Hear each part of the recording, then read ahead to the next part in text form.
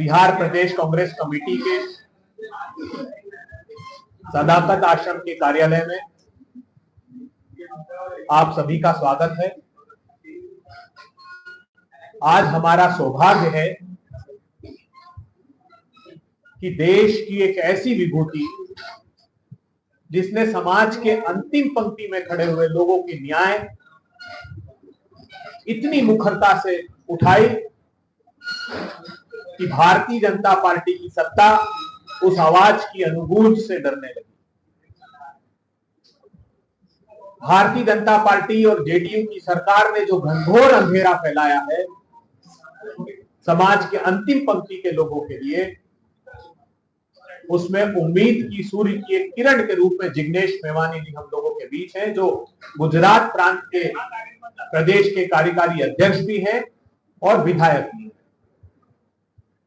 हमारे साथ बिहार कांग्रेस कमेटी के प्रभारी जो असीम संगठन क्षमता के धनी हैं, जिसकी मौन की क्रांति संगठन क्षमता की बिहार के चप्पे चप्पे में सुनाई दे रही है,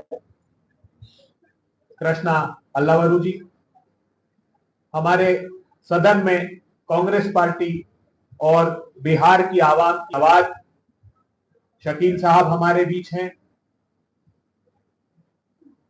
दूसरे सदन के हमारे नेता, लेजिस्लेटिव काउंसिल के हमारे नेता मदन मोहन झा साहब हमारे बीच मौजूद हैं, पूर्व बिहार कांग्रेस कमेटी के अध्यक्ष हैं। अब मैं अनुरोध करता हूं कि बेहद संक्षिप्त में शकील साहब पहले अपना उद्बोधन दें, इसके बाद झा साहब दें, फिर कृष्णा अल्लावरू जी दें और फिर हमारे जिग्नेश मेवानी साहब देंगे। मैं विशेष आग्रह आपसे करना चाहता हूं क्योंकि हमारी चार्जशीट नंबर 3 है।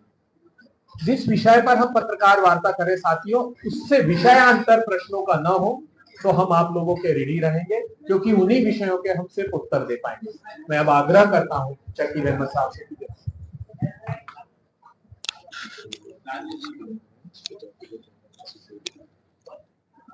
धन्यवाद पत्रकार साथियों। असल में जिग्नेश मेवानी जी का बड़ा काम है।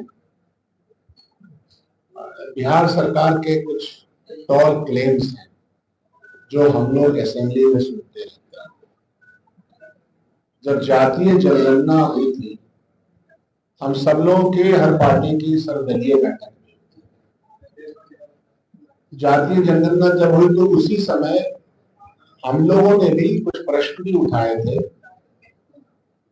और उसी के साथ जातीय जनगणना के साथ इकोनॉमिक एजेंडा भी जुड़ा रहता है कि जब आप इस बात की फहरिस्त बना लेते हैं कि अमुक जात इतने इतने परसेंटेज की है और उसमें जब हम इकोनॉमिक एजेंडा जोड़ते हैं तो हम ये भी कहते हैं कि इन तमाम पॉपुलेशन में कितने लोग ऐसे हैं जिनका के इकोनॉमिकली बहुत पीछे है, कमजोर है। तो उस जमाने में ये वादा किया गया कि 2 लाख रुपया 94 लाख जो आइडेंटिफाइड लोग बिहार के तौर पे बिहार में, उनको 2-2 लाख रुपए का प्रावधान किया जाएगा। हम आज तक इंतजार कर रहे हैं। हम लोगों ने इस बार भी असेंबली की बात उठाई, इसके पहले भी असेंबली हुई कि आखिर क्या वजह है कि गवर्नमेंट ऑफ इंडिया और गवर्नमेंट ऑफ बिहार, ये दोनों जो सरकारें हैं, ये वादों की सरकार क्यों होती है? कुछ तो करके दिखाई। बिहार के संदर्भ में आप सब लोगों को याद होगा कि माननीय प्रधानमंत्री ने उपहास उड़ाते हुए, मजाक उड़ाते हुए बिहार के बिहारियों का कि कितना पैसा दे दो, कितना दे दो, इतना दे आपको याद हो, चलो 1.25 लाख करोड़ दे। उस पैसे के बारे में जब हम लोगों ने जानकारी हासिल की तो लगभग उसका 60% पैसा की कटौती कर दी, क्योंकि इस स्कीम में ऑलरेडी दिया गया, इस स्कीम में दिया गया। इस बार भी जब विशेष राज्य के दर्जा को लेकर के जनता दल और भाजपा सरकार ने सर्वे करवाया और सिग्नेचर कैंपेन करवाया, विशेष राज्य का दर्जा लेके रहेंगे, विशेष राज्य का दर्जा नहीं मिला, उनके स्पेशल पैकेज मुझे याद है असेंबली के अंदर स्पेशल पैकेज में, कि स्पेशल पैकेज है, उसमें ये एग्जाम्पल के तौर पर बता देता हूं, इसका जवाब बिहार सरकार मुझे आज तक नहीं दे पाई है, कि यहां था कि स्किल डेवलपमेंट में नौजवानों को हम जोड़ेंगे। स्किल डेवलपमेंट की एक यूनिवर्सिटी बनाई जाएगी जिसका के 1500 करोड़ रुपया आवंटित कर दिया गया। तो हमने जनता दल यू से और सरकार से पूछा, उसको लेकर के वॉकआउट भी हुआ था, इफ यू रिमेम्बर, कि आप हमको एक एग्जाम्पल दे दीजिए कि होता क्या है, जब पैसे का आवंटन होता है तो डिफरेंट मद में पैसा आवंटित होता है। तो ये उसी 100 लाख में, 1.25 लाख रुपए में था कि 1500 करोड़ रुपया देंगे। आज तक एक ईंट भी स्किल डेवलपमेंट की यूनिवर्सिटी बनाने की नहीं। तो हमने यही कहा कि आप झूठ की पराकाष्ठा पे क्यों जाते हैं? आपका पहला ही बजटिंग प्रोविजन जो है उसका काम हुआ नहीं। वही सूरत हाल लगातार ये 2 लाख रुपया, 94 लाख, और जाहिर सी बात है कि ये अंतिम पावदान पे जो हमारे जातीय जनगणना में आए, और अपने देश में स्थिति बहुत क्लियर है, जो क्लास में बड़ा है वो कास्ट में भी बड़ा है, जो क्लास में छोटा है वो कास्ट में भी छोटा है, क्योंकि जमीनें हिस्टोरिकली तो, और इसके लिए स्कीम भी बनाई गई बिहार में। श्री कृष्ण बाबू ने, जब हमारे सरकार थी तो उन्होंने लैंड रिफॉर्म किया। अब ये था कि 3 डिसमिल जमीन दलितों को बंदोबस्त के लिए करके दिया जाएगा, पट्टा दिया जाएगा। हमारे मिनिस्टर साहब रह चुके हैं रेवेन्यू के, और यह काम नहीं हो सका, इसकी इच्छा शक्ति नहीं। गरीबों को, दलितों को, वंचितों को इच्छा शक्ति नहीं है कि उनकी तकलीफ से उनको निजात दिलाया जाए। तो यह एक मोटा प्रश्न है जो मैं आपके सामने लाना चाहता था। बिहार सरकार को ये बताना ही पड़ेगा दलित समाज को, और जो इकोनॉमिकली इतने गरीब हैं, जिसकी आइडेंटिफिकेशन हो चुकी है, कि उनको 2 लाख रुपए का दूर यानी कम। धन्यवाद।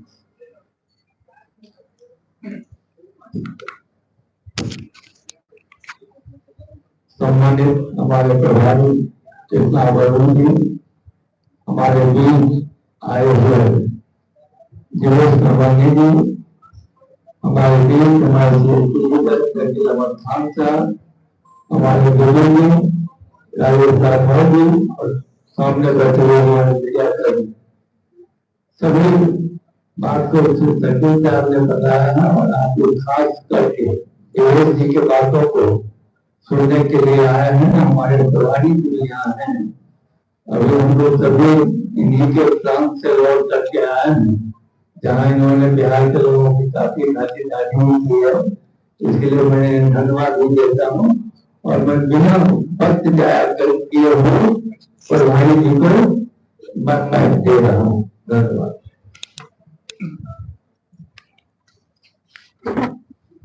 सभी को नमस्ते, स्वागत। 27-28 बिहार, ये क्या है?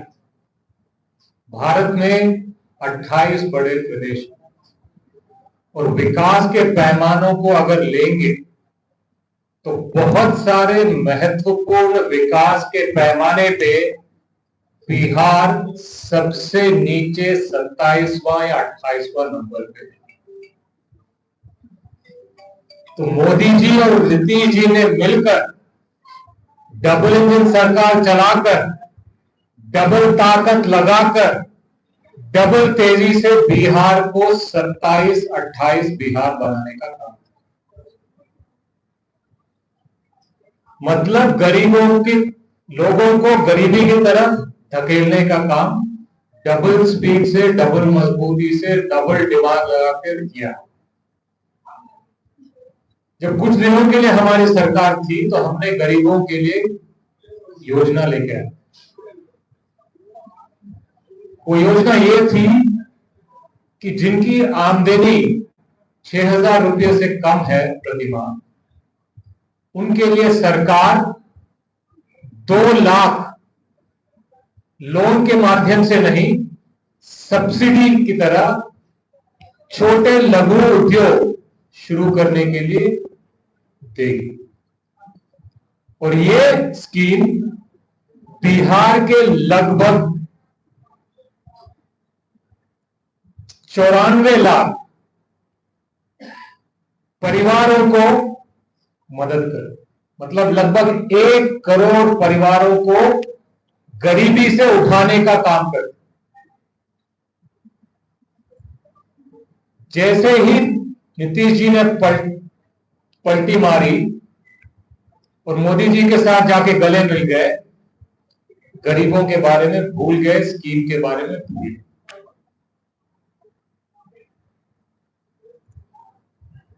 चाहे कोई भी सरकार में हो, 1 करोड़ परिवारों को गरीबी से ऊपर उठाने का प्रयास करने में क्या परेशानी है। और जब इसको आप गंभीरता से और डिटेल में जाके देखते हैं तो इसमें से ज्यादातर लोग वंचित वर्गों से आते।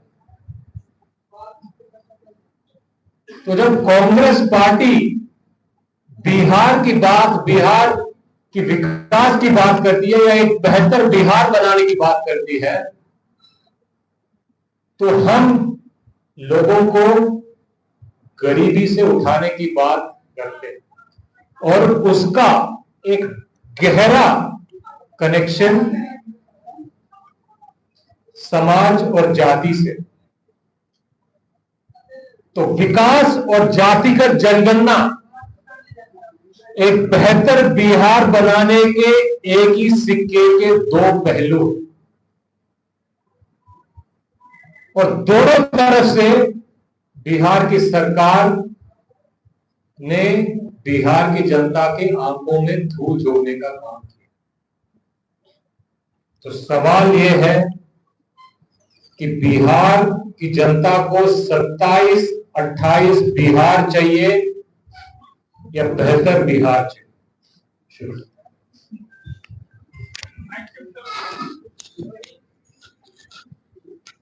धन्यवाद राठौर साहब, झा साहब, दुबे साहब, हमारे प्रभारी कृष्णा लालू जी, शकील अहमद साहब और आप सभी पत्रकार साथियों।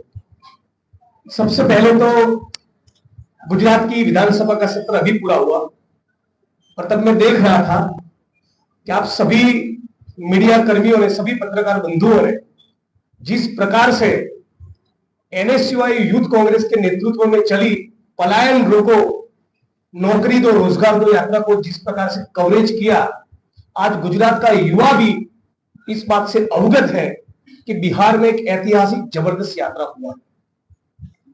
आज इस प्रेस कॉन्फ्रेंस के माध्यम से कास्ट सेंसस, जाति जनगणना के कुछ बिंदु पर मैं बात रखना चाहता हूं। यह बात बहुत ही साफ है कि यदि भारत में जाति व्यवस्था नहीं होती, समाज यदि जातियों में बटा नहीं होता, तो शायद जाति विहीन समाज रचना की या कास्ट सेंसस की कोई बात भी नहीं आती। चूंकि भारतीय समाज जातियों में बटा है और जाति व्यवस्था ने तय किया है कि मंदिर में पुजारी के तौर पे कौन काम करेगा और कौन नाली में उतरेगा, कौन जमीन का मालिक बनेगा और कौन भूमिहीन खेतीहर मजदूर रहेगा, ये डिसाइड है, ये कास्ट सिस्टम ने किया है। लेकिन भारत का संविधान समाजवाद के साथ साथ सामाजिक न्याय सुनिश्चित करने की भी गारंटी देता है।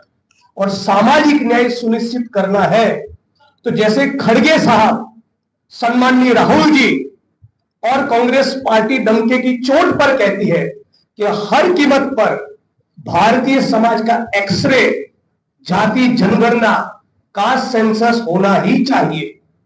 बिना कास्ट सेंसस से यह पता चलेगा ही नहीं कि आज भारत में दलितों की क्या परिस्थिति है, पिछड़ों की क्या दशा है, अति पिछड़ों की क्या दशा है, डीएनटी, मुस्लिम, आदिवासी, दलित, ये कहां खड़ा है, उनके पास कितना धन है, उनके पास कितनी संपत्ति है, उनको कितने ठेके मिलते हैं, उनकी कितनी नौकरियां मिलती है, मीडिया में कितने लोग हैं, ब्यूरोक्रेसी में कितने लोग हैं, न्याय तंत्र में कितने लोग हैं, ये बिना कास्ट सेंसस के पता चलेगा ही नहीं।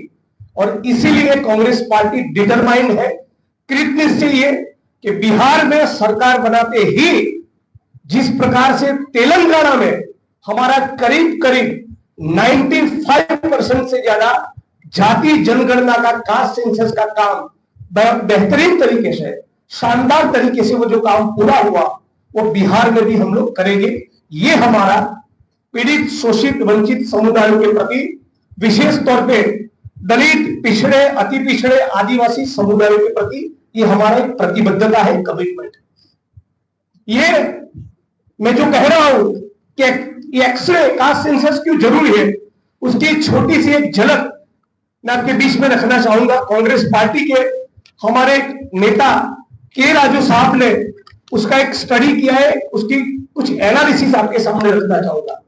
हमारे देश की ब्यूरोक्रेसी में 75% दलित, आदिवासी, ओबीसी जनसंख्या के सामने जब यूनियन सेक्रेटरी बनाने की बात आती है तो केवल 6% ही उसमें दलित, आदिवासी, ओबीसी होते हैं।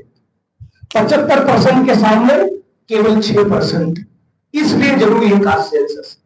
जब न्याय तंत्र की बात आती है तो 75% दलित, आदिवासी, ओबीसी के सामने केवल 19% ही न्याय तंत्र में एससी, एसटी, ओबीसी का प्रतिनिधित्व है। शैक्षणिक संस्थाओं की, एजुकेशनल इंस्टीट्यूट्स की मालिकी की जब बात आती है तो 75% के सामने एससी, एसटी, ओबीसी केवल है 6%। मीडिया हाउसेस की मालिकी में 0%। एनजीओ की मालिकी में केवल 2%। जो लोग सामाजिक समरसता का ढिंढोरा पीटते हैं, उस संघ परिवार की लीडरशिप में दलित, आदिवासी, ओबीसी केवल 4%। बॉलीवुड और एंटरटेनमेंट इंडस्ट्रीज में केवल 7%। स्पोर्ट्स में 29%। एमएनसी स्टेट कंपनी में एससी, एसटी, ओबीसी केवल 6%। प्राइवेट अस्पतालों की मालिकी में 17%। भारत सरकार के यूनियन बजट में 75% की आबादी के सामने केवल 30%, स्टेट के बजट में 34%। एयरपोर्ट के ठेकों में 0%, पोर्ट के ठेकों में 0%, रोड रास्ते के कॉन्ट्रैक्ट में 2%, एनर्जी क्षेत्र के कॉन्ट्रैक्ट पे टेंडर में एससी, एसटी, ओबीसी केवल 7%। माइनिंग की लीज दलित, आदिवासी, ओबीसी को 1%। प्रिंट मीडिया में केवल 2%, इलेक्ट्रॉनिक मीडिया में 2% और डिजिटल मीडिया में केवल 4%। ये है भारत का एक्सरे। यदि कास्ट सेंसस पूरी ईमानदारी से हो, जाति जनगणना हो, तो इस प्रकार का वास्तविक चित्र पूरे हिंदुस्तान के सामने, पूरे भारत के सामने, सारे प्रदेशों की सरकारों के सामने, पूरे भारतीय समाज के सामने उजागर होगा।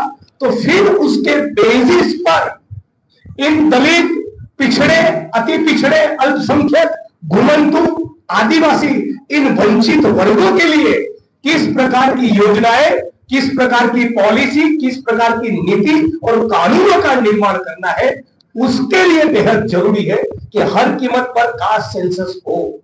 लेकिन मोदी जी और उनके जितने भी सहयोगी दल हैं वो बिल्कुल नहीं चाहते कि जाति जनगणना हो। वो ये कहते हैं कि ये तो गरीबों की एकता तोड़ने की, समाज को जातियों में बांटने की बात है। भारतीय समाज पिछले 2,500-3 हजार साल से जातियों में बटा ही है। हम तो चाहते हैं जाति निर्मूलन हो। हम तो चाहते हैं अंततोगत्वा एक ऐसे समाज का निर्माण हो कि जिसमें केवल एक ही पहचान बचे कि हम सभी भारतवासी हो। लेकिन वो लक्ष्य की प्राप्ति के पहले पता तो चले क्या पिछड़ा कहां पर है, अति पिछड़ा कहां पर है, आदिवासी कहां खड़ा है, दलित कहां खड़ा है, कितने संसाधन, कितनी धन दौलत, कितनी संपत्ति और कितना बजट किसको मिलता है। यहां की सरकार ने भी, राहुल जी, खड़गे जी और कांग्रेस पार्टी के बार बार लगातार जाति जनगणना, कास्ट सेंसस का सवाल उठाने के बाद यहां पर भी एक सर्वे करवाया। लेकिन सर्वे का तात्पर्य यह था कि सर्वे में जो निकल कर आएगा कि गरीबी का निर्मूलन होगा, उस दिशा में कोई काम नहीं हुआ। और यह भी कहा था कि आरक्षण की कैप को हटाकर रिजर्वेशन को बढ़ाया जाएगा। लेकिन पटना हाईकोर्ट में जब इस मामले को लेकर पिटीशन फाइल हुआ तो यहाँ की सरकार ने बहुत ही कमजोर ढीले ढाले तर्क दिए, मतलब कि नहीं हमने तो कास्ट सर्वे करवाया था, इस प्रकार का पॉलिटिकल बेनिफिट मिले लेकिन सही मायनों में कोई काम न हो। और भारत के संविधान की जो प्रस्तावना में लिखा है कि सामाजिक न्याय को सुनिश्चित करना है, तो यदि सामाजिक न्याय सुनिश्चित करना चाहते थे, यदि आप गरीबी निर्मूलन करना चाहते थे, यदि आप आरक्षण की कैप हटाना चाहते थे, तो 9th शेड्यूल में आपको डलवाना था। अभी पार्लियामेंट में ऑन रिकॉर्ड ये खुलासा हुआ है, पार्लियामेंट में हमारा social justice welfare department on record ये कह रहा है कि हमारे पास तो मामला पहुंचा ही नहीं, ये तो हमारा क्षेत्र है ही नहीं, ये तो यहाँ की सरकार का विषय है। सरकार कह रही ये तो केंद्र की सरकार का विषय है, मतलब कि डबल इंजन की सरकार दोनों मिलकर नीतीश जी और मोदी जी पूरे प्रदेश के, पूरे भारत के, पूरे बिहार के दलित आदिवासी ओबीसी को मूर्ख बना रहे हैं। उनका 2023 में जो सर्वे आया, socio economic survey, socio economic जो स्टडी हुआ, उसमें तो साफ पता चला कि करीब करीब 5 करोड़ बिहार की आबादी ऐसी है जो पर डे रोज का केवल 40 रुपये में जीवन जीती है। ये कैसे जीवन जीते होंगे? वो अपने बच्चे को, घर परिवार को कैसे गुजरान करते होंगे? 100 में से 45-50 बच्चे जिस प्रदेश में कुपोषित हो, उस प्रदेश का यदि बाप केवल दिन का 40 रुपया कमा रहा है, 4 करोड़ के करीब ऐसी आबादी है तो पर डे केवल 67 रुपये कमा रहे हैं। मतलब कि बिहार की 13 करोड़ आबादी में से 9-10 करोड़ लोग 2 वक्त की रोटी उनको नसीब नहीं, और उसी के कारण उनको हमारे गुजरात में, केरला में, कर्नाटका में मजदूरी करने के लिए पलायन करना पड़ता है। और इसलिए इस प्रेस कॉन्फ्रेंस के माध्यम से न केवल हम इस सरकार को एक्सपोज करते हैं, हम मांग करते हैं कि बिहार की ये सरकार भी अपना रुख स्पष्ट करे, अपनी पोजीशन क्लियर करे कि कास्ट सेंसस के मामले में उनकी क्या राय है, क्यों ये खुलकर अपनी पोजीशन नहीं लेते, और यदि मोदी जी इस मामले पर खामोश है तो नीतीश जी को भी उनको सवाल पूछना चाहिए। यहाँ एयरपोर्ट से भी इस प्रेस कॉन्फ्रेंस के लिए आ रहा था तो रास्ते में बहुत से मैंने होर्डिंग देखे, भीम संवाद, क्या है यहाँ दलितों की परिस्थिति, कितनी जमीनों का आवंटन किया। नीतीश जी 20 साल से सीएम है, क्या वो 20 गांव का नाम दे सकते जहां पर उन्होंने माथे मेला धोने की प्रथा को खत्म किया हो? क्या वो 20 गांव का नाम दे सकते हैं जहां पर उन्होंने छुआछूत को खत्म किया हो? क्या पटना में सफाई कर्मी नाली साफ करते वक्त आज भी 300-400 रुपए के लिए गटर में उतरकर मरने के लिए मजबूर नहीं है? क्या हिंदुस्तान में रोबोट्स और दूसरे इक्विपमेंट इन्वेंट नहीं हुए कि किसी भी सफाई कर्मी को गटर में उतरकर मरना न पड़े? लेकिन ये सुनिश्चित नहीं करना चाहते। उनकी सोच वही है जो भारत के प्रधानमंत्री की है। भारत के प्रधानमंत्री जब गुजरात के मुख्यमंत्री थे तब कर्मयोगी नाम की किताब लिखी और उस किताब में लिखा कि सफाई कर्मियों को सफाई काम करने में आध्यात्मिकता का आनंद मिलता है। ये उनकी सोच है और इसीलिए मैं मांग करता हूं कि भीम संवाद करना है तो सही मायनों में जो मुसलमान समाज है, जो वाल्मीकि समाज है, इनके बीच जाइए, इनको जीवन को देखिए। आज ज्यादातर बिहार का दलित, आदिवासी, ओबीसी आउटसोर्सिंग और कॉन्ट्रैक्ट सिस्टम का शिकार है, उनको न्यूनतम वेतन भी नसीब नहीं है। आज दलित, आदिवासी, ओबीसी समाज का एक बहुत बड़ा तबका बेरोजगार है, उसको पलायन करना पड़ रहा है। आज मैं मांग करता हूं कि बिहार में, बिहार की सरकार यह आंकड़ा पब्लिक करे, पब्लिक डोमेन में रखे कि कितनी जमीनों का आवंटन हुआ।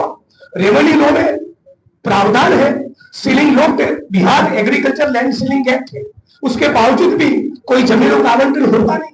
पहले जो जमीनों का आवंटन हुआ उसका पट्टे का पोजीशन मिलता नहीं। तो आप न आर्थिक तरक्की के लिए कुछ करते हैं दलित, आदिवासी, ओबीसी के, न जाति निर्मूलन, न सामाजिक न्याय के लिए, न कास्ट सेंसस के लिए। और इसलिए इस प्रेस कॉन्फ्रेंस के माध्यम से मैं पूरे प्रदेश के ओबीसी समुदाय को, घुमंतु समुदाय को, आदिवासी, दलित, मुस्लिम सभी समुदाय को अपील करता हूं। मैंने गुजरात में भाजपा की सरकार को, आरएसएस को बड़े करीब से देखा है। ये लोग केवल प्रतिक्रांति कर रहे हैं। भारत के संविधान बाबा साहब अंबेडकर और कांग्रेस पार्टी की नीतियों के कारण पिछले 60-70 साल में जितना भी काम दलित आदिवासियों का हुआ, उन सभी कामों को वो लोग उल्टा करना चाहते हैं।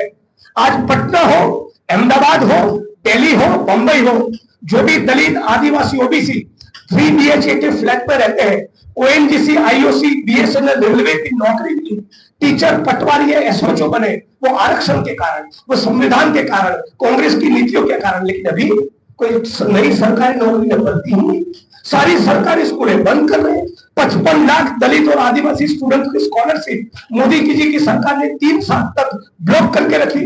आदिवासी दलित समाज की पोस्ट मैट्रिक स्कॉलरशिप को बंद करके रखी है। लेटरल एंट्री लेकर आए।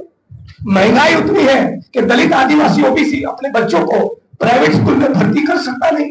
सरकारी स्कूल आप बंद कर रहे हैं, स्कॉलरशिप आप देना चाहते नहीं, नई सरकारी नौकरी में भर्ती नहीं। साल में बीच में कभी कोई नौकरी का अनाउंसमेंट हुआ तो एग्जाम्स का पेपर लीक हो रहा है।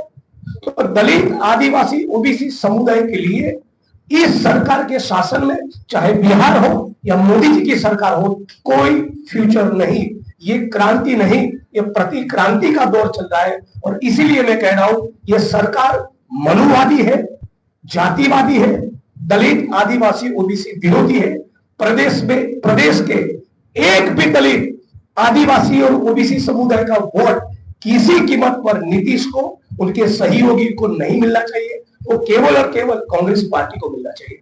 ये बात आपके बीच में रखना चाहता था। और आखिर में ये भी कहूंगा, पिछले कुछ दिनों अमित शाह ने पार्लियामेंट में कहा कि अंबेडकर अंबेडकर अंबेडकर करना फैशन बन गया है।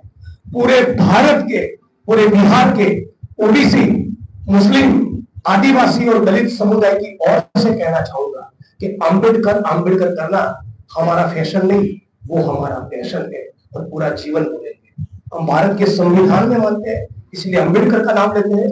आप मनुस्मृति में मानते हो, आपको जिसका नाम लेना हो आप दे सकते हैं। जब तक छुआछूत खत्म न हो, एक भी दलित का सफाई काम में गटर में उतरकर मरना बंद न हो, मेले उठाने की प्रथा खत्म न हो, तब तक सामाजिक न्याय की लड़ाई हमारी जारी रहेगी। धन्यवाद। पलायन को नौकरी को यात्रा हुआ, उसके बाद प्रशासन ने 41 कार्यकर्ताओं के केस दर्ज किया। दमनकारी सरकार है, फासिस्ट सरकार है। मेरे ट्वीट करने पर मुझे असम की जेल में डाला था। मेरे बगल में जब मैं उनकी गिरफ्तारी में उनके लॉकअप में था, तब महिला पुलिस को बिठाकर उसके साथ बदसलूकी का फर्जी केस किया। उनसे क्या उम्मीद है? जबकि उनको तो संवेदनापूर्ण ढंग से ये सुनना चाहिए कि NSUI, यूथ कांग्रेस और बिहार के युवा इतना जो पूरा बिहार घूम कर आए, जो उन्होंने बिहार का नजारा देखा, पीड़ित, शोषित, वंचित जनता की कहानियां सुनी, उनकी बात सुनी, उनकी तकलीफें सुनी, रोजगार का सवाल क्या है, संवाद करने के बजाय लाठी बरसाई, मुकदमे किए। ये तो शर्म की बात है। एक सवाल रहेगा, आप रोजगार की बात करते हैं, पलायन की बात करते हैं, लेकिन जनसंख्या नियंत्रण पे कांग्रेस क्यों कुछ नहीं? थोड़ा सा मुद्दा समझिए। मुद्दा यह है कि बिहार आज वेंटिलेटर पे गिर, और उसको आर्थिक, सामाजिक, राजनीतिक वेंटिलेटर से निकालने के लिए जो भी उठाने के लिए बिल्कुल तैयार। अब इससे पहले सवाल ये था कि पलायन रोको और नौकरी दो की आवाज उठाने के लिए एक दिन में 41 लोगों पर FIR किया। ठीक है, आपने किया। तो मेरा सवाल सरकार से और बिहार की जनता से ये है कि जो लाखों करोड़ों लोगों को आपने पलायन करने पे मजबूर कर दिया और जो लाखों करोड़ों रोजगार बर्बाद कर दिए, तो ये डबल इंजन के सरकार में कितने लोगों को फांसी चढ़ानी चाहिए? सवाल। अगर पलायन रोको, नौकरी दो, तो आवाज उठाने के लिए 41 FIR करते हो, तो करोड़ों बिहारियों को पलायन करने में मजबूर करते हो, और करोड़ों बिहारियों को नौकरी और रोजगार से वंचित करते हो, सालों साल करते हो, तो इस पे बिहार की जनता ये डबल इंजन के नेताओं को क्या सजा दे? फांसी पे चढ़ाए? जनसंख्या पे नियंत्रण होना चाहिए। सवाल है कि आपने जो आंकड़े दिखाए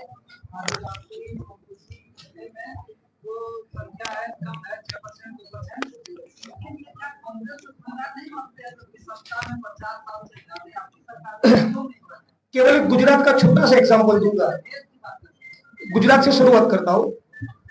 आप देश पे ले गए, एक छोटी सी बात बताता हूं। 70 के दशक के पहले कांग्रेस की सरकार ने कम से कम 40 लाख एकड़ जमीन, मैं रेवेन्यू लॉ प्रैक्टिस किया हूं एज अ लॉयर, पूरी जिम्मेवारी के साथ कह रहा हूं इतने सारे कैमरे के सामने, 70 के दशक के पहले आदिवासी, ओबीसी, दलित और भूमिहीनों में कांग्रेस की सरकार ने गवर्नमेंट वेस्टलैंड के कोटा में से और लैंड सीलिंग एक्ट के तहत कम से कम 40 लाख एकड़ जमीन का आवंटन किया है। कांग्रेस भारत के संविधान में मानती है और संविधान प्रस्तावना में कहता है कि अंततोगत्वा हमें समाजवाद लाना है, तो संसाधनों का डिस्ट्रीब्यूशन हमारा पहले दिन से एजेंडा रहा है। आज जो लाखों की तादाद में जो दलित, आदिवासी खेत मजदूर थे, उसमें से सैकड़ों हजारों लोग एसडीएम बने, कलेक्टर बने, एसपी बने, ब्यूरोक्रेसी में गए। ये कैसे हुआ? कांग्रेस की नीतियों के कारण हुआ ना। अगर कांग्रेस दलितों को हक, पिछड़ों को हक, ये सवाल ही तो सामाजिक न्याय, समाजवाद, मानवतावादी समाज का निर्माण किसी भी मुल्क के लिए एक निरंतर प्रक्रिया है। हमने उसमें सब्सटेंशियल ठीक ठाक कंट्रीब्यूट किया है। अभी मोदी की सरकार तो पूरा उल्टा कर रही है, और अभी जो काम बाकी है साथ में मिलकर हमको करना चाहिए, उसके लिए कास्ट सेंसस होना चाहिए। मोदी जी चुप है। तो 2011 में हमने जो सेंसस का रिपोर्ट किया, अभी भी आपके माध्यम से सरकार को पूछ रहे, जारी करिए ना, डिस्क्लोज करिए वो रिपोर्ट। राइट, अभी 10 साल से उनकी सरकार है। जो कांग्रेस की सरकार ने कास्ट सेंसस करवाया, उसका रिपोर्ट पब्लिश करें। कोरोना की बात हो रही है, उसमें तो जो बिहार के सीओ है वो तो 52,000 का सर्टिफिकेट बना कर दे ही नहीं रहे हैं। तो बिना 52,000 का जो सर्टिफिकेट नहीं बनेगा तो लोगों को 2 लाख रुपया मिलेगा नहीं। तो गलती किसकी? बिहार सरकार में काम करने वाले कर्मचारियों की।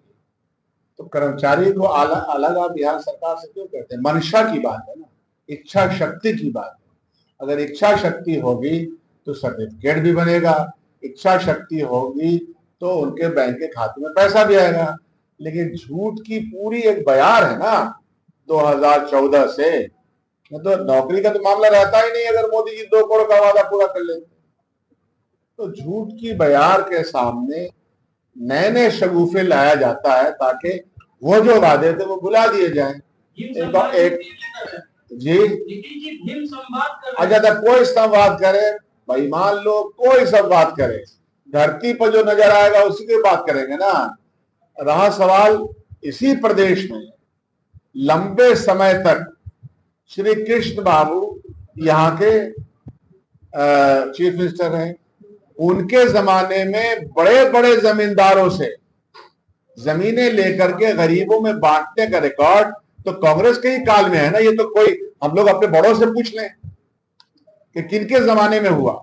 विनोबा भावे का भी कार्यक्रम जो कांग्रेस के साथ जुड़े हुए थे, उनका कार्यक्रम जमीन के आवंटन को गरीबों तक पहुंचे, बड़े बड़े जमींदार बिहार में थे। तो शुरुआत तो श्री कृष्ण बाबू ने की। तो जो कांग्रेस का जब आता है मामला तो वो इंसाफ पसंदाना रवैया अख्तियार करता है।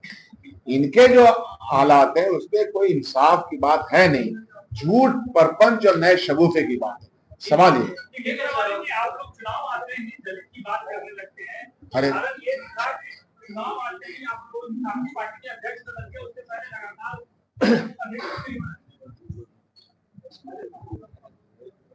चुनाव और चुनाव न हो तब भी आप मेरा रिकॉर्ड निकाल कर देखिए, रात दिन वंचितों के लिए हम काम करते हैं। कांग्रेस पार्टी की भी यही कमिटमेंट है। राहुल जी, रोहित वेमुला का इंस्टीट्यूशनल मर्डर हुआ तब भी उनके परिवार के साथ थे। सुन लीजिए, ऊना के विक्टिम्स के साथ भी थे, जहां पर भी एट्रोसिटीज की मैटर होती है, हाथरस की पीड़िता के साथ भी है, कांग्रेस पार्टी हमेशा से वंचितों के साथ रही है, दलितों के साथ भी रही है। मैं जोड़ देता हूँ, मैं इस पे और जोड़ता हूँ। कांग्रेस पार्टी के राष्ट्रीय अध्यक्ष श्री मल्लिकार्जुन खड़गे जी, वो दलित, और उनको कांग्रेस पार्टी ने कोई चुनाव देख के या कुछ सोच के नहीं किया। तो आपका जो सवाल है उसका मैं एक और जवाब देता हूं। जो अमित शाह जी ने संसद में खड़ा होकर अंबेडकर अंबेडकर अंबेडकर अंबेडकर अंबेडकर कहना फैशनेबल हो गया है, ये बात वहां पे कहा उन्होंने। बिहार में आके वो ये कह के गए हैं कि 14 अप्रैल को कार्यक्रम ये है। क्यों? क्योंकि वहां अंबेडकर जयंती मनाने वाले हैं और हर किसी को, हर बीजेपी नेताओं को अंबेडकर जी के सम्मान में अंबेडकर जयंती मनाना चाहिए। और अमित शाह जी, बिहार में चुनाव है इसलिए सडनली अंबेडकर अंबेडकर अंबेडकर जी का फैशन छोड़कर जब गा रहे हैं। तो सवाल जिससे पूछना चाहिए, ये सवाल आप उनसे पूछिए, क्योंकि हमारी नीति सिर्फ अभी नहीं, चुनाव से पहले नहीं, इंदिरा गांधी जी के समय से, नेहरू जी के समय से, गांधी जी के समय से कंसिस्टेंट रही इस मामले में। धन्यवाद, शुक्रिया।